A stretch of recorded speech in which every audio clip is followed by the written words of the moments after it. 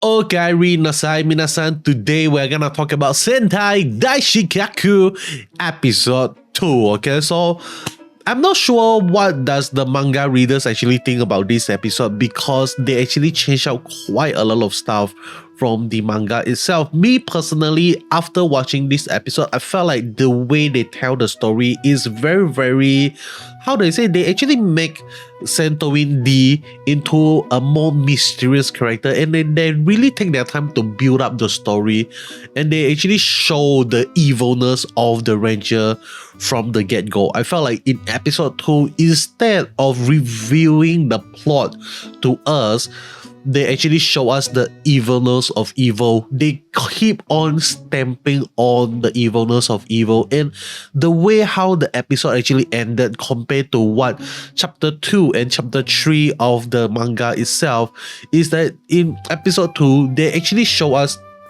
the evil of the ranger, but they also show us the kakugo of Santoin D. Okay, like once again he's reaffirmed of his decision to take down the ranger, and all of this happened because of Santoin F. Okay, but I think that is a really smart way to do things, how they like switch things around, make things a little bit more creative in a sense, but then again at the same time it is also debatable which way is better, the manga or the anime. I think both they have their own agenda in mind. In the manga, they actually want to focus on showing us what is the plot and what is the future of this manga, like what to expect from it. And we can clearly see that in chapter 2 and chapter 3, it is revealed to us already that both of the human character already knew about Santoin D. Okay, so Yumeko Suzukiri already knew about what Santoin D is up to, like what is he planning to do and all the stuff, and we actually saw this in episode 2 as well, but we don't actually see that the Hibiki actually knew about the fact that Santoin D is actually a monster also in episode 2. So but in the manga itself, we actually saw that immediately after Yumeno knows about the Santoin D stuff, Hibiki also knew about the Santoin D stuff. Okay, so if you haven't read the manga, this is gonna be a little bit of spoiler, but for Yumeno, we already know in the anime that she wanted to take down the Rangers. We are not sure why yet, because like I said, I did not read the manga ahead, but obviously I can assume that maybe she wants to be the ranger herself. Who knows, or maybe she just simply wanna support the underdogs and something like that. We are not sure what. Okay, like she is a crazy girl. She does crazy stuff. Stay away from crazy, but we want to talk about Hibiki, okay? Because Hibiki with the star eye immediately reminded me of Oshinoko, and when I look at this character, I always felt like there's something inside of him, like he's not as pure as he said he is, and yet in the manga itself we actually got the revelation of what he actually wanted to do. Instead of destroying the monster, he actually proposed to Santoin D that, hey, what about we build a society, we build a world where both human and monster can live together. I think this is a very interesting way for us to see where this story is gonna go, and they actually give us kind of like an option A or option B option for us to choose. Like, it's like, I think more people is gonna prefer to see the story of the underdogs, the story of how the villain actually eventually to win against the good guy, something like that. And then we also would love to see that by the end of the story, like the moral story is to live together in harmony. I think it is either you want carnage or you want a little bit of moral lesson. It's just these two different things. Okay, so this is really interesting stuff. But another change that they did to the anime itself is they actually make Santoin D a little bit more serious, a little bit more, how do I say, like he's not as goofy as he is compared to when he is actually in the manga itself. I think they managed to capture his personality full on really, really perfectly. But there's one scene from the manga that they actually changed, which is after they leave the Red Garrison itself, the Yumeno actually kind of like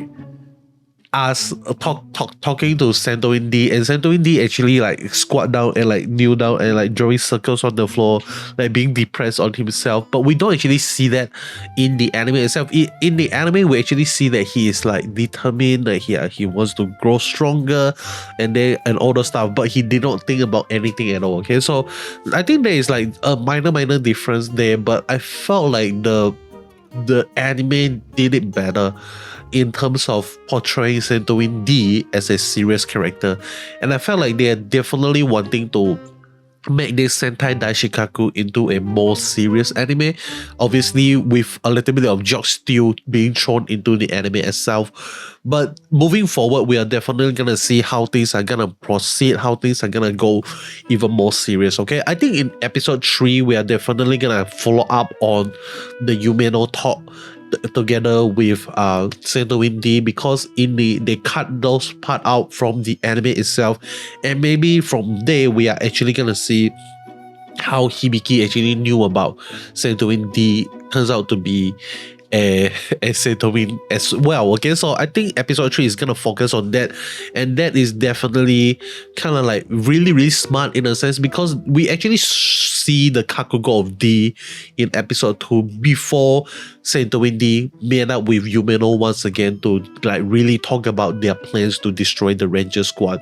But at the end of the episode 3, maybe we are actually gonna see kind of like a revelation of, oh, okay, so I'm gonna give you an alternative, something like that. So we're not sure how much change the anime is still gonna get in the future, but so far I am okay with the change. I mean, like, the animation is insane, the fight scene, oh my god.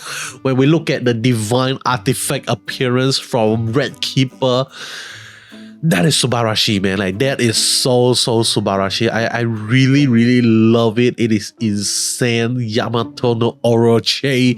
That is so cool.